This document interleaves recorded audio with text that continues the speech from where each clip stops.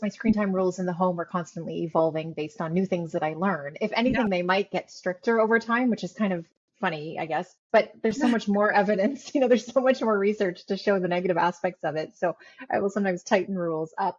But it's always open for discussion. I always welcome those conversations with my children. I will explain where I'm coming from. I often offer these conversation starters in my talks that I give about things you can say to your kid, to kind of preempt the really difficult conversations, just to say, this is how we do things in our family, or our family is different than other families, or you're Yeah. welcome to do things differently when you have your own family someday. They really hate that one, but they can't Yeah. really argue with it. And yeah, I think sometimes things evolve. For instance, I guess they didn't have group chats for a really long time because they didn't have smartphones, but then we found this workaround where they could use iMessage on our desktop computer in a common area of the home, which Hmm. allowed them to be able to join these group chats with their friends. So they still get their fair share of silly memes and, Yeah. videos and different things that their friends send, which they felt they were missing out on.